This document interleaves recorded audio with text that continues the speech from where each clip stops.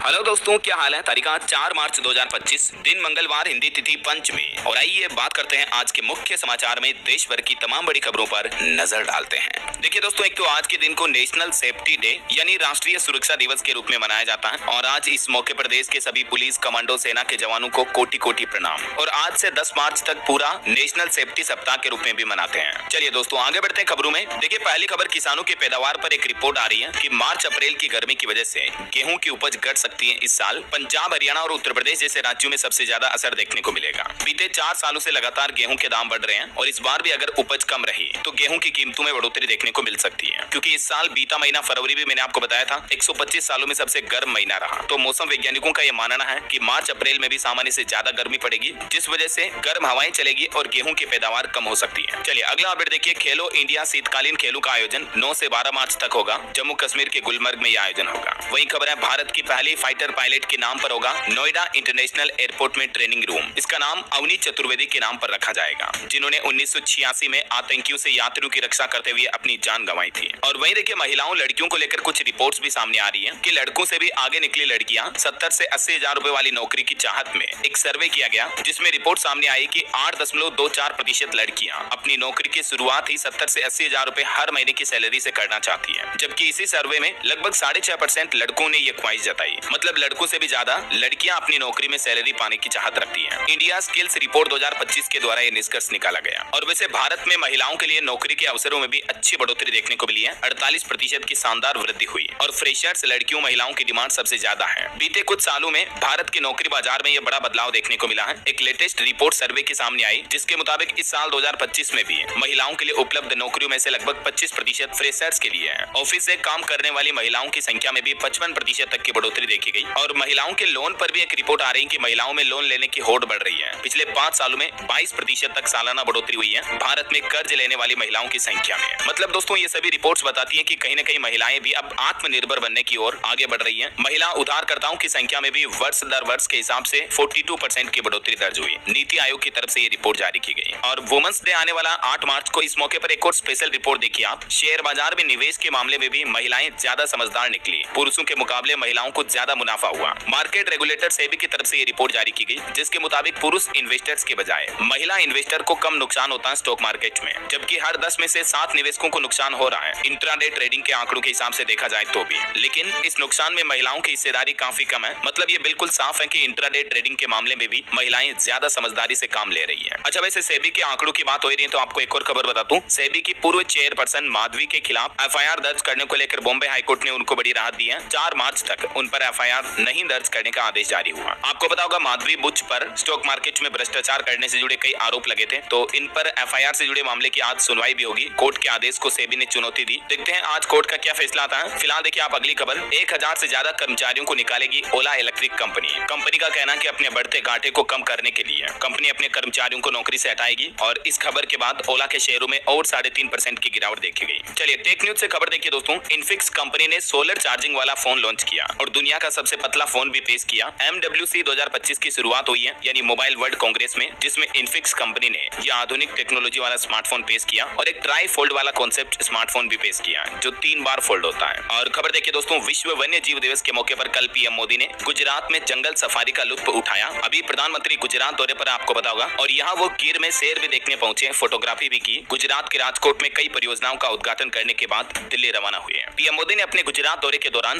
गिर national park में NBWL बैठक की अध्यक्षता भी की और प्रोजेक्ट लोयन को भी मंजूरी दी। शेरों के संरक्षण से जुड़े इस प्रोजेक्ट लोयन के लिए 2900 करोड़ रुपए खर्च किए जाएंगे। एशियाई शेरों का संरक्षण किया जाएगा इस प्रोजेक्ट के तहत। अभी गुजरात के 9 जिलों में ये शेर रह रहे हैं। और विश्व वन्यजीव संरक्षण दिवस के मौके पर पीएम मोदी ने इस बैठक के दौरान एक और बड़ी घोषणा की है, और वो ये कि भारत में मई महीने में होगी शेरों की भी गिनती। वर्ल्ड वाइल्ड लाइफ डे के मौके पर पीएम मोदी का ये बड़ा ऐलान देखने को मिला। मई में एशियाई शेरों की गणना होगी। इस दौरान पीएम ने चीता प्रोजेक्ट की भी जानकारी ली और इस बैठक में पीएम मोदी ने भारत की पहली डॉल्फिन गणना की रिपोर्ट भी जारी की। इस रिपोर्ट के मुताबिक दोस्तों, हमारे देश में भारत में 6300 डॉल्फिन मछलियां हैं। मध्य प्रदेश, उत्तर प्रदेश समेत 8 राज्यों का सर्वे हुआ और सबसे ज्यादा डॉल्फिन फिश उत्तर प्रदेश में पाई गई। और भी इस मौके पर प्रधानमंत्री ने वन्य जीवों के संरक्षण को लेकर कुछ बड़े अहम ऐलान किए हैं, जिनकी डिटेल आप देख सकते हैं। वहीं देखिए, पीएम मोदी बोले कि भारत सर्कुलर इकोनॉमी की ओर अपनी यात्रा में सीख को साझा करने के लिए इच्छुक है। चलिए अगला अपडेट देखिए। दिल्ली हाईकोर्ट का बड़ा फैसला। स्टूडेंट को स्कूल में स्मार्टफोन यानी मोबाइल फोन लाने से रोक नहीं सकते हैं। हाईकोर्ट ने कहा कि स्कूल स्कूल इसके लिए गाइडलाइन फॉलो करें, पॉलिसी बनाएं। इस संबंध में एक ऑर्डर कॉपी शिक्षा निदेशालय को भी भेजी गई और दिल्ली हाईकोर्ट ने साफ साफ कह दिया कि स्कूलों में स्टूडेंट्स के लिए स्मार्टफोन ले जाने पर बैन नहीं लगा सकते हैं, बल्कि इसके लिए स्कूल और शिक्षा विभाग मिलकर नियम तय करें, ऐसा ताकि स्मार्टफोन का गलत इस्तेमाल और ज्यादा यूज ना करें बच्चे, है ना। चलिए अगली खबर देखिए। दिल्ली में स्वास्थ्य सुविधाओं और प्रबंधन पर सोमवार को विधानसभा में पेश की गई केक की रिपोर्ट। इस दौरान दिल्ली के मुख्यमंत्री बोली कि बजट सत्र 24 से 26 मार्च के बीच शुरू होगा और सुझाव के लिए ईमेल और व्हाट्सएप नंबर भी जारी किए उन्होंने। वो बोले कि हम हर वादे पूरे करेंगे। ये देख सकते हैं आप, दिल्ली बजट के लिए अगर आप भी सुझाव देना चाहते हैं तो इस ईमेल या इस व्हाट्सएप नंबर के जरिए आप अपने सुझाव दिल्ली सरकार तक पहुंचा सकते हैं। वहीं पॉलिटिक्स के कुछ और अपडेट देखिए दोस्तों। तमिलनाडु के मुख्यमंत्री ने अपनी जनता से कहा कि तमिलनाडु राज्य के लोग जल्दी बच्चा पैदा करें, वरना हमारे 8 सांसद कम होंगे। फैमिली प्लानिंग पॉलिसी राज्य के लिए नुकसानदायक साबित होगी। जहां एक तरफ भाषा विवाद चल रहा, इस बीच तमिलनाडु के मुख्यमंत्री का ये विवादित बयान भी देखने को मिला। इधर जम्मू कश्मीर के मुख्यमंत्री उमर अब्दुल्ला भी बोले कि भाजपा के साथ गठबंधन का हमारा कोई सवाल ही नहीं है, हमारा नजरिया बिल्कुल अलग है। एक भाजपा विधायक ने जो गठबंधन की संभावना जताई थी तो उस पर उन्होंने ये बयान दिया। चलिए अगली बड़ी खबर देखिए दोस्तों। अयोध्या के राम मंदिर पर ग्रेनेड अटैक की साजिश की गई। गुजरात हरियाणा पुलिस ने एक ISI आतंकी को पकड़ा।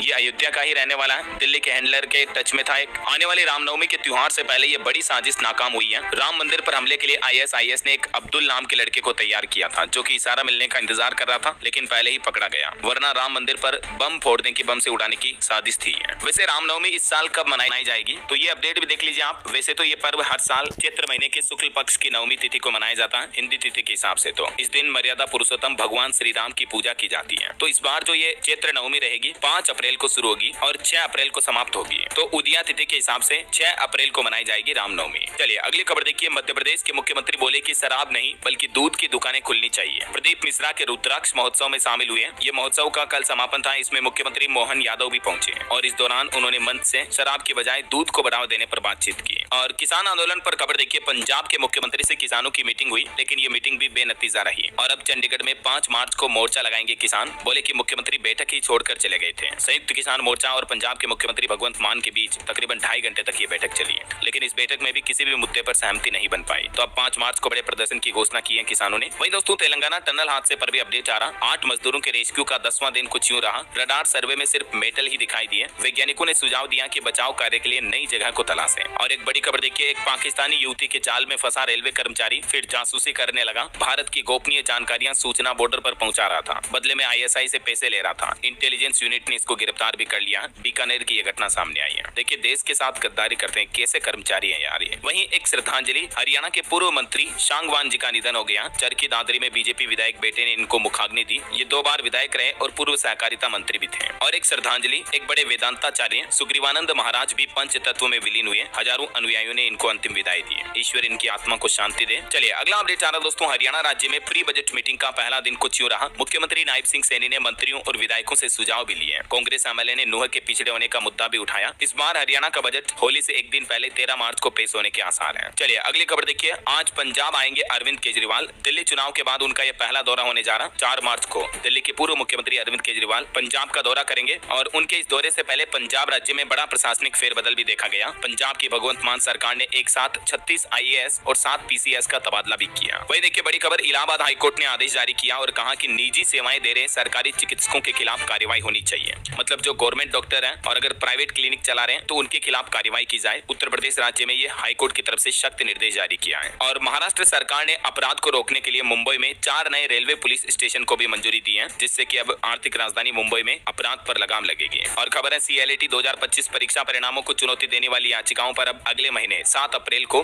दिल्ली हाईकोर्ट में सुनवाई होगी। चलिए खबर देखिए। महाकुंभ वाले IITian बाबा को जयपुर पुलिस ने पकड़ा। उन्होंने खुद की जान की धमकी दी थी। उसके बाद इनको गिरफ्तार किया गया। उनके पास गांजा वगैरह नशीले पदार्थ भी मिले। हालांकि कुछ देर में उनको जमानत पर छोड़ दिया गया। वहीं अभी कुछ दिन पहले जो कांग्रेस नेता की हत्या की घटना सामने आई थी, उस पर खबर आ रही है कि उनका एक वीडियो सामने आ रहा। सूटकेस में उन्हीं का एक फेसबुक फ्रेंड उनको भर कर ले जा रहा था उनकी जान लेने के बाद। हिमानी नरवाल इनका नाम था और ये वीडियो सामने आने के बाद अब काफी हंगामा सा मचा हुआ है। इनकी मां ने तो इन उनका अंतिम संस्कार करने से भी इनकार कर दिया। आरोप लगाए, बोली कि हत्या के पीछे पार्टी के ही लोग हैं। वह पॉलिटिक्स छोड़ करके शादी करने वाली थी, लेकिन हरियाणा के रोहतक की ये 22 वर्षीय कांग्रेस नेता हिमानी नरवाल की मां ने इनका शव लेने से भी इनकार कर दिया। आखिर मां तो मां होती है। चलिए यूनेस्को की एक चौंकाने वाली रिपोर्ट देखिए दोस्तों। विश्व के 40% छात्रों को अपनी भाषा में नहीं मिल रही है शिक्षा। ये रिपोर्ट वाकई में चौंकाने वाली है कि दुनिया के 40% आबादी बच्चे जो है अपनी मातृभाषा में पढ़ाई से वंचित हैं। औपनिवेशिक शासन में भारत जैसे देशों में इस तरह की मुश्किलें काफी ज्यादा आ रही है। आजकल तो हमारे देश में भी आप देख पा रहे छोटे छोटे बच्चों को इंग्लिश मीडियम स्कूल में रख देते हैं। नर्सरी पहली दूसरी कक्षा से ही इंग्लिश मीडियम में पढ़ा रहे बच्चों को। अब वो हिंदी कब सीखेंगे या फिर अपनी रीजनल लैंग्वेज लोकल भाषा कब सीखेंगे? ये वाकई में एक बड़ी चिंता की बात है। यूनेस्को द्वारा ये चौंकाने वाली रिपोर्ट जारी की गई। चलिए अगली खबर आ रही दोस्तों। यूट्यूबर रणवीर अलाहाबादिया को बड़ी राहत दी है कोर्ट ने। एक शर्त पर द रणवीर शो को फिर से शुरू करने की छूट दी है और सुप्रीम कोर्ट ने केंद्र सरकार को भी कुछ अहम निर्देश जारी किए हैं। सुप्रीम कोर्ट ने इस मामले की सुनवाई करते हुए केंद्र सरकार से भी कहा कि ऑनलाइन सामग्री को विनियमित किया जाए, मतलब इस पर कुछ रूल्स रेगुलेशंस लाए जाए। और जो रणवीर अलाहाबादिया का पॉडकास्ट शो चलता है उसको अब वो वापस शुरू कर पाएंगे, लेकिन कोर्ट ने कहा कि किसी भी तरह की अभद्र टिप्पणी नहीं होनी चाहिए। आप अपने शो में सभ्यता और नैतिकता को बनाए रखें। और भी उनके लिए सुप्रीम कोर्ट ने कुछ निर्देश जारी किए। फिलहाल अलाहाबादिया विदेश यात्रा नहीं कर पाएंगे और उनको अपने द रणवीर शो में भाषा का उचित ध्यान रखना होगा, ऐसा है ना। चलिए खेल समाचार पर खबर है दोस्तों। चैंपियंस ट्रॉफी का सेमीफाइनल मैच आज होने जा रहा। भारत को 3 एडवांटेज मिलेंगे। दुबई में 2 बैटर शतक लगा चुके हैं। धीमी पिच के लिए 5 स्पेशलिस्ट विनर भी होंगे और दोनों ही टीमों के लिए मुकाबला काफी अहम होगा क्योंकि दोनों ही टीमें अब तक 4-4 मैच जीत चुकी हैं। तो आज 4 मार्च को ये भारत ऑस्ट्रेलिया के बीच सेमीफाइनल का मुकाबला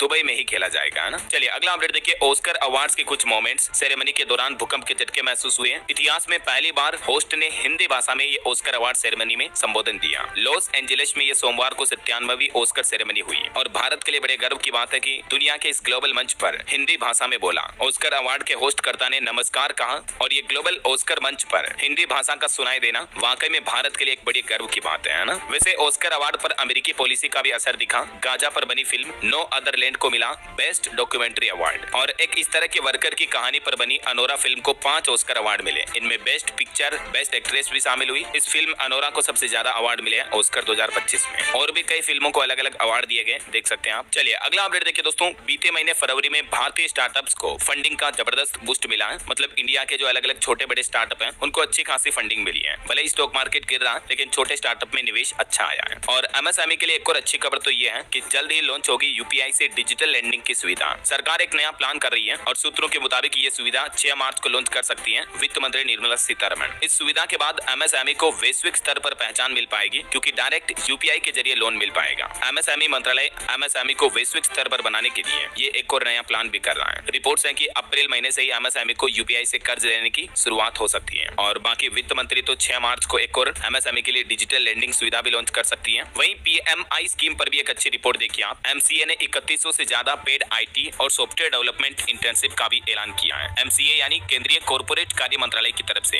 ये इन अलग अलग सेक्टर से जुड़ी कंपनियों में 3100 से भी ज्यादा पेड इंटर्नशिप का ऐलान किया है। ये इंटर्नशिप भारत की शीर्ष कंपनियों के साथ मिलकर भारत सरकार करवाएगी, जिससे युवाओं को स्किल डेवलपमेंट का मौका मिलेगा और उन्हें पे भी किया जाएगा इसके लिए। मतलब हर महीने 5000 रुपए से 6000 रुपए तक वित्तीय सहायता भी दी जाएगी, है ना। बहरहाल अभी तो कुछ और महत्वपूर्ण और काम की खबर। अडानी ग्रीन एनर्जी ने बनाया नया कीर्तिमान। कंस्ट्रक्शन फैसिलिटी को $1.06 अरब से किया रीफाइनेंस। ओके, और चलिए मार्केट के बाद आगे बढ़ते हैं खबरों में। देखिए ऑटो इंडस्ट्री से खबर है। अपडेटेड टीवीएस जुपिटर लॉन्च हुआ जिसकी शुरुआती कीमत 76,600 रुपए है। इस स्कूटर में इमरजेंसी स्टॉप सिग्नल और वॉइस कमांड जैसे फीचर भी मिलेंगे। चलिए अगला अपडेट देखिए। रूस और यूक्रेन के बीच 1 महीने के लिए युद्ध विराम का प्रस्ताव रखा गया। हालांकि यूक्रेन के राष्ट्रपति जेलेंस्की ने कहा कि बिना सुरक्षा गारंटी के कोई बात नहीं होगी। ट्रंप से विवाद के बावजूद डील को तैयार है जेलेंस्की। तो उन्होंने कहा कि अमेरिका बुलाएगा तो दोबारा जाऊंगा, हमारी बहस से सिर्फ पुतिन को फायदा मिला। और इधर ट्रंप ने रूस के खिलाफ साइबर ऑपरेशन भी रोक दिए हैं। कार्यवाहियों का रिव्यू भी करेगा अमेरिका। यूक्रेन जंग पर साथ लाने की कोशिश की जा रही है और यूक्रेन को मिसाइल के लिए भी 14,000 करोड़ देगा ब्रिटेन। ब्रिटिश पीएम बोले कि जेलेंस्की का दुगुना समर्थन करेंगे। तो कहीं न कहीं रूस यूक्रेन जंग एक बार फिर से बढ़ती जा रही है।